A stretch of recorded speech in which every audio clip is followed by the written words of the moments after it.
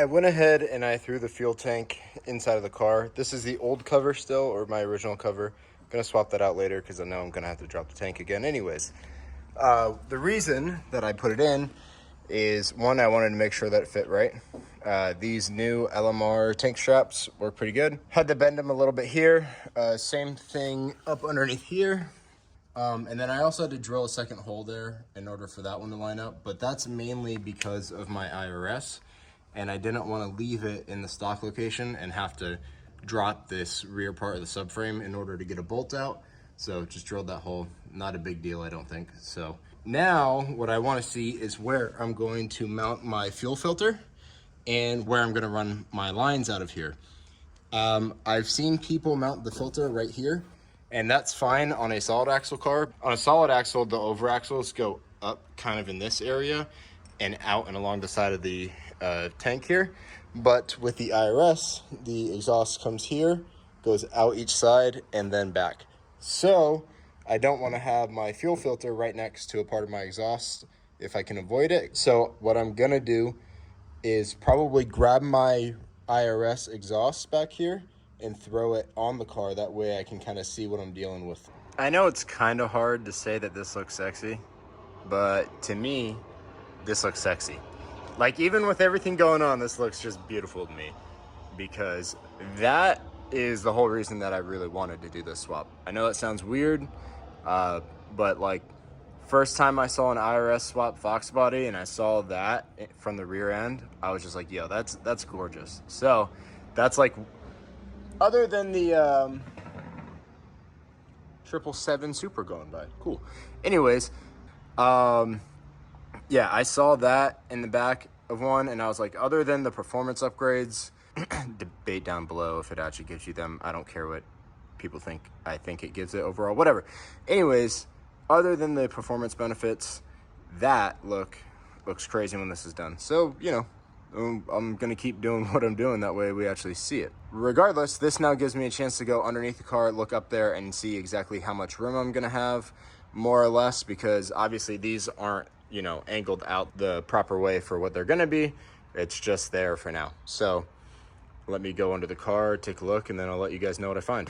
What I've done is I've put it right there. I am not doing the official bolt down until I figure out how I'm getting the lines here, but there was something already tapped right here from the factory.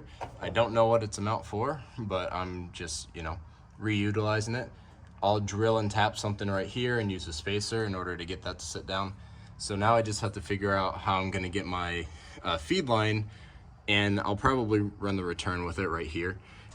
I'm gonna try and get the lines onto the other side of the subframe connectors here as soon as possible. Maybe there's enough room right there, depending on how I mount this, to just squeeze that underneath. And then that way I don't really have to worry about the exhaust at all anymore. I just kind of do a straight shot down and then up through the entrance in the engine bay. I'm gonna figure out exactly how I'm gonna get the lines from here, you know, way up there and then over and across and everything. And I'll let you guys know how I do it. I'm gonna have to drop the tank though in order to continue. If the tank dropped, I wanted to make my life a little bit easier later on. That way I don't have to drop the tank later when I go to do the fuel sending unit. So I had this wire sitting here, mainly because these two little wires are not long enough to make it up into this hole. And this is where I plan on running my wires into the car at.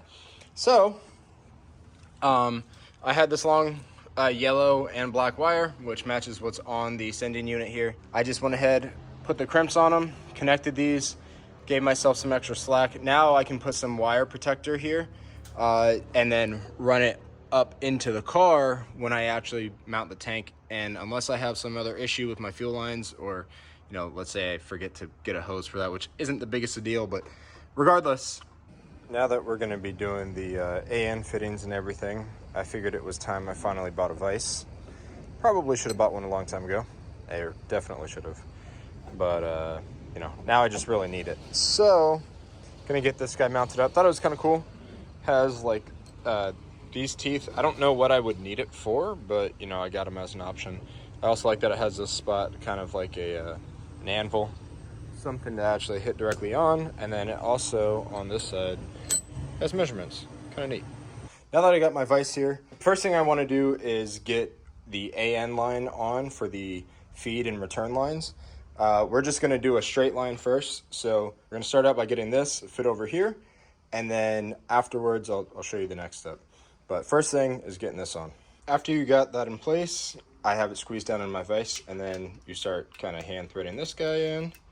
And then after that's started to the point where you can't get it threaded anymore, which for me is something kind of like that, then you start using your, either you can use just like a regular box end wrench, but I got this AN line wrench, adjustable one, because I don't do enough for it to warrant me having an actual one. It's just, this is supposed to help not mar the aluminum, because these are just soft aluminum, and so are these, whereas your steel like box end wrenches are more likely to round stuff out and scratch stuff.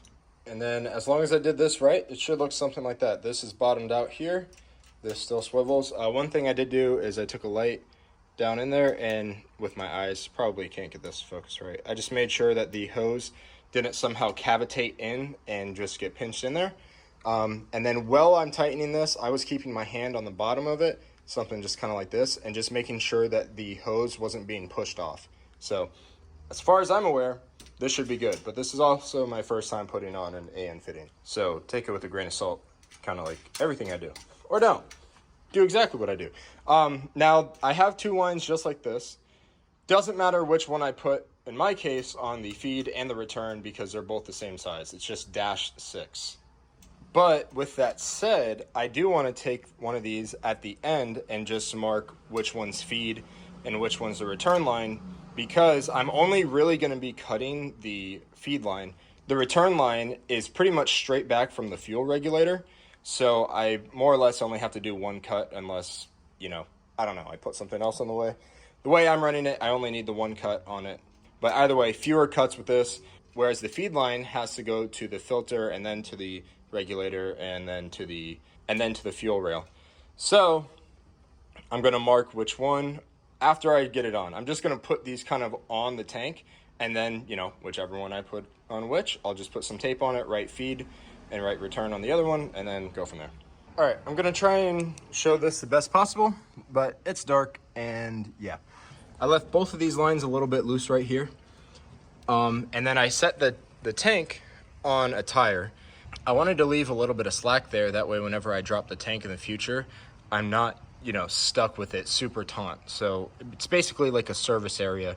Plus, if I have to cut it for some reason and redo those ends, now I can. Then I ran it up right about there.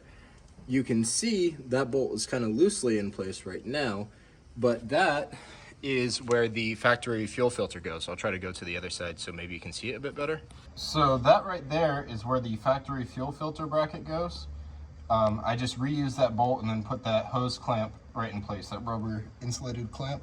Sorry if this isn't centered, obviously don't have a lot of room.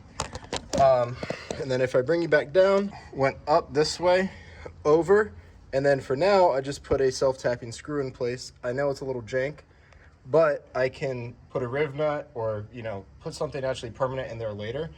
This is just one, easy to do with the amount of room I have. I don't have to drop the IRS to, you know, modify something up in there. And it's quick. Plus, I'm going to be removing it as I take the feed line out, because now I have this feed line ran here. I put tape on here where I'm going to cut it. And now I got to take this feed line out and put a straight fitting here so that I can go straight onto this. And then on the other end of the feed line where I cut it, I'm going to put another end on to go right here. I also think with this top screw, I'm going to put another one of those line isolators, the rubber isolators, to hold this line up. That way it helps keep it away from the control arm and keeps it closer to the body of the car. All right, with this line cut, I'm going to remove the tape, and then also I want to put some compressed air in there. I don't know, you can probably see it. There's some debris inside of this line, which we want to clean out before we put the next fitting on, because this is now going to be a permanent piece. So I'll put some compressed air. I'm also going to do the same thing with that line since I cut it. Also, I don't know if I mentioned this or not, you want to use like a cutoff wheel to cut it. You don't want to use anything like pliers, because that's just going to crimp the hose. Not good for it. I think that looks pretty good. For a guy who has no idea what he's doing, that would be me. I don't have any idea what I'm doing. Either way, I think this is good. Now I'm going to go run it back underneath the car hook it up to the fuel filter, and, you know, snake it all back through. I think we'll be good. All right, we got the fuel filter in place there. We've got that in place up there. It's not touching anything that moves up on the subframe or anything. Back there, it's mounted up, and then we're going straight back to the tank. So we should be good with this one line. I went ahead and attached the return line up there, and then I ran it through that section, and we're gonna do the same thing with the feed. We just need to get an end on here. I don't know if I'm gonna do a 45, a 90, or if I'm gonna do a straight one. I'll figure that out in a second. Mind you, you don't want a bunch of 90s here or anywhere in the fuel system, but I do have 2, and that should be fine. All right, real quick, because I gotta go, and it's 8 o'clock, and maybe I'm putting this at the end of a video or something, I don't know. Maybe I'm throwing it in the current one. Regardless, I made that end up, ran both of these underneath that section. I ran both of these out here, down and around. I think I'm gonna take both of these lines right here and just put some plastic stuff to help it not rub through as quickly, or, you know, hopefully at all. I am a little worried about that, but I'll take a look and see how it does over time. And then ran it out the front. Now, the way that this is from the factory is the hard lines are just kind of ran up and then through this hole. I'm gonna see with my wheels how they actually do, if they're gonna rub, but I'm literally out of time, closes at 8, and yeah. So I gotta go, bye.